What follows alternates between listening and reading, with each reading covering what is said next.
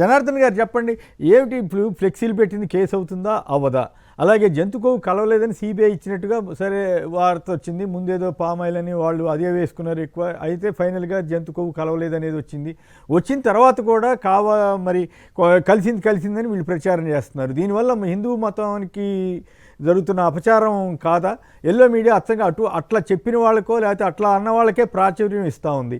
So ఇవన్నీ ఇంటి మీద కేసులు పెట్టలేమా? అంబటి రాంబాబు గారు ఇంటి మీద దాడి చేసిన వాళ్ళ మీద కేసులు పెట్టలేరా? ఈ న్యాయ వ్యవస్థ లేదా లీగల్ పండిట్స్ ఎట్లా దీన్ని డీల్ చేయాలి?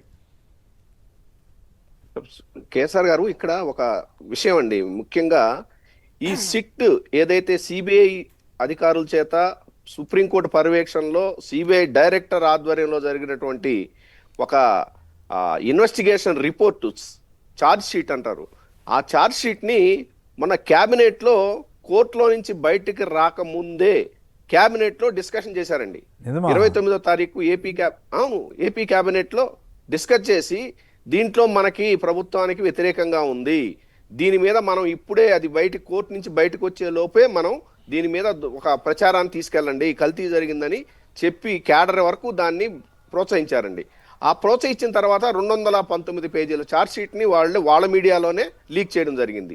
వెంటనే దాన్ని మన మిగతా మీ ఛానల్స్లో కూడా అది రిఫ్లెక్ట్ కావడం జరిగింది. దాంట్లో చూస్తే చంద్రబాబు నాయుడు అధికారం వచ్చిన తర్వాత ఉన్నటువంటి ఏదైతే 2 ల్యాబొరేటరీ రిపోర్ట్లు ఉన్నాయో, ఒకటి గుర్గావ్లో జరిగినటువంటిది, ఇంకోటి గుజరాత్లో జరిగిన రిపోర్టుల్లో కల్తీ జరిగినట్టు చంద్రబాబు నాయుడు పరిపాలన వచ్చిన తర్వాత ఎప్పుడైతే సెప్టెంబర్లో జరిగినటువంటి శాంపుల్స్ ఉన్నాయో ఆ రిపోర్ట్లు మాత్రమే సిట్లో కోట్ చేయడం జరిగింది. ఎందుకంటే అప్పుడు శాంపుల్స్ 2019 నుంచి 24 నాడు జరిగినటువంటి లడ్డూలు కానీ అప్పుడు నెయ్యి కానీ ఎలాంటి పదార్థాలు వాళ్ళకి దొరికే అవకాశం లేదు. ఏదైనా ఒక శాంపుల్ ఒక రిపోర్ట్ పంపించాలంటే, టెస్ట్కి పంపించాలంటే దానికి ఒక కాల పరిమితి ఉంటుంది. ఒక శాంపుల్ అనుకోండి, మన బ్లడ్ శాంపుల్ అనుకోండి, ఓన్లీ 6 అవర్సే ఉంటుంది. 6 అవర్స్ లోపల ఆ బ్లడ్ శాంపుల్ టెస్ట్ చేయకపోతే అది పనికిరాదు.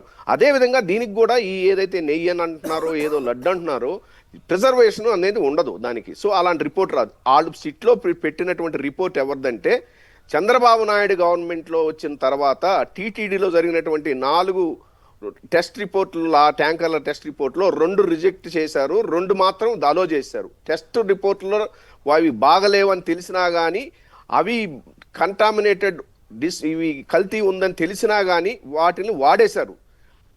దాన్ని ఆ రిపోర్ట్లు వాళ్ళు కోట్ చేశారు. ఈ విధంగా అడల్టరేషన్ జరిగింది. అది కూడా అంటే మీరు చెప్పేదాని ప్రకారం ఈ ఏవైతే కల్తీ శాంపుల్స్ అన్నారో అవన్నీ వచ్చినవి చంద్రబాబు గారికి అధికారంలోకి వచ్చిన తర్వాతే, ఆ తర్వాత మళ్ళీ వాడకూడనివి వాడింది కూడా ఆయన టైంలోనే అంటారా మీరు చెప్పేదాని ప్రకారం?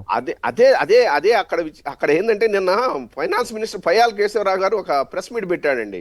ఏంది ఈ దేవాలయాలలో వెళ్ళి ప్రక్షాళన చేస్తున్నారు కానీ ఇది జరిగింది అని చెప్పి ఆ టెస్ట్ రిపోర్ట్ డేట్లు కూడా చెప్తున్నాడు ఆయన. అంటే మీ గవర్నమెంట్ వచ్చిన తర్వాత, ఏదైతే తెలుగుదేశం గవర్నమెంట్ వచ్చిన తర్వాత జరిగిన రిపోర్ట్లే ఇవి. ప్రజలు అంత అమాయకులు కాదండి. ప్రజల్లో కూడా సోషల్ మీడియా ఉంది, వాళ్ళ మీడియాలో వాళ్ళు ఏం చెప్పుకున్నా కానీ సోషల్ మీడియా చాలా యాక్టివ్గా ఉంది. ఎప్పుడో సెప్టెంబర్లో వచ్చిన రిపోర్ట్లు అండ్ మీ గవర్నమెంట్ వచ్చినాక మీరు చేసినటువంటి టెస్ట్ రిపోర్ట్లో తేలింది. అంటే మీరు అలా చేశారు. ఈ బోలేబాబా డైరీ అయితే ఏదైతే కల్తీ జరిగిందని ఏదైతే చెప్తున్నారో వీళ్ళు, అది మీరు తీసుకొచ్చిన సంస్థే. 2018లో మీరే ఇన్స్పెక్షన్ చేశారు. వాళ్ళకి ఆవులు ఉన్నాయి, పాలు ఉన్నాయని చెప్పి మీరే రిపోర్ట్ ఇచ్చారు. ఈరోజేమో దానికి ఏమీ చుక్క పాలు లేదు, గీ ఎలా వచ్చింది, అంతా కెమికల్స్ అని చెప్పి రాస్తున్నారు.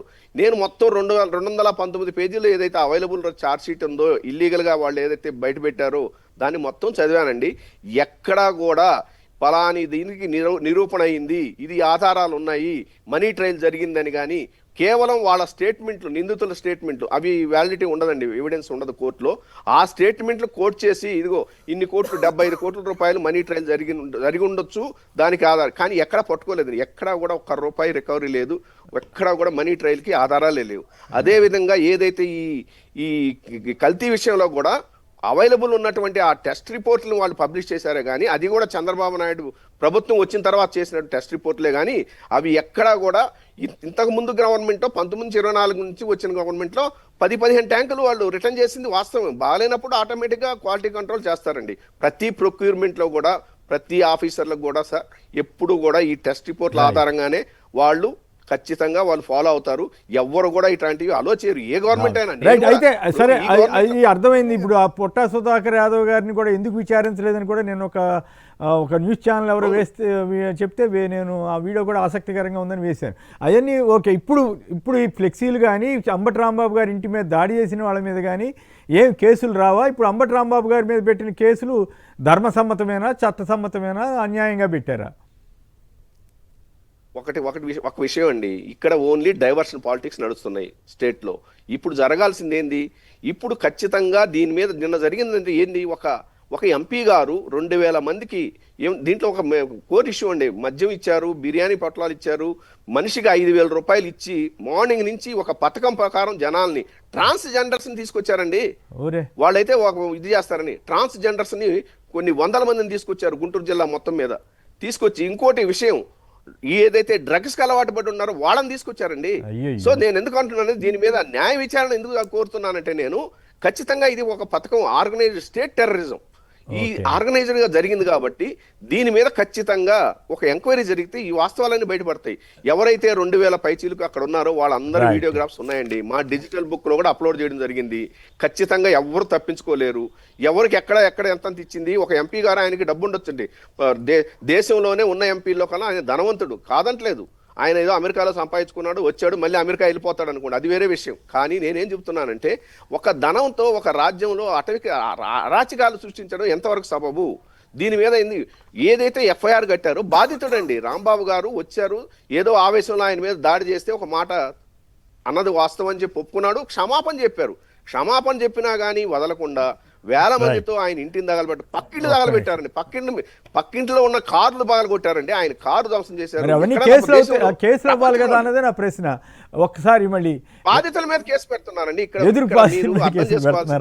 బాధితుల మీద వెంకటేష్ గారు కుమార్ రెడ్డి మీద కేసు. కరెక్ట్. మళ్ళీ నాగార్జున గారి దగ్గరికి కూడా వెళ్ళాలి. వెంకటేష్ గారు అంతే కదా, కంప్లీట్ అయినట్టే కదా జనార్దన్ గారు? కంప్లీట్ అంటే చెప్తున్నాను, ఇది ఏదైతే ఎఫ్ఐఆర్లు కట్టారో ఆ 2 ఎఫ్ఐఆర్లు కూడా ఏమంత బలమైనటువంటి కారణాలు ఏమి కనపట్లేదు. ఆవేశపూరికంగా ఒక మాట అన్నది వాస్తవం అని ఆయన ఒప్పుకున్నాడు, దానికి క్షమాపణ చెప్పారు.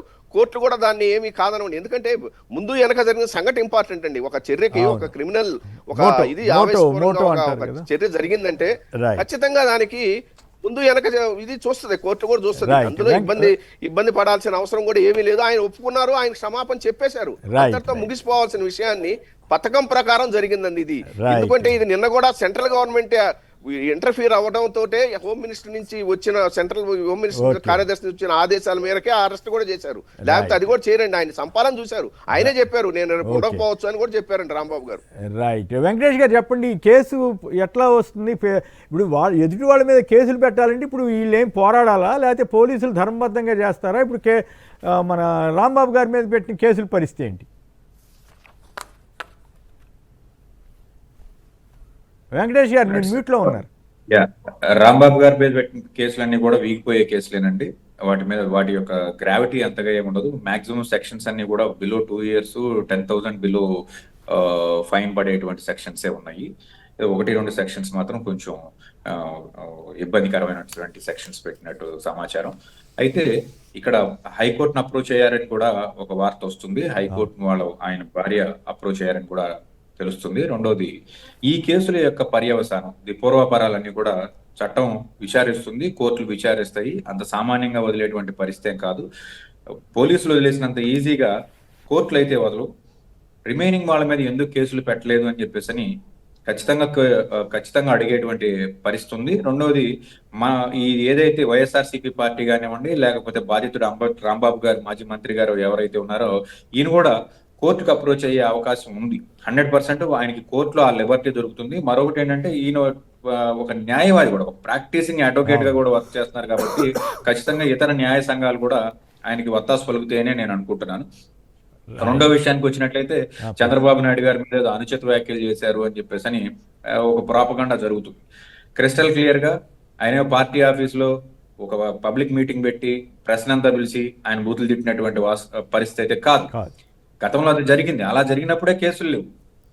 కానీ ఈయన విఘ్నత గల వ్యక్తిగా, నేను తిట్టినది వేరే, బయట పోట్రే అవుతుంది వేరే, ప్రభుత్వం మరొక రకంగా ప్రచారం చేసుకుంటుంది.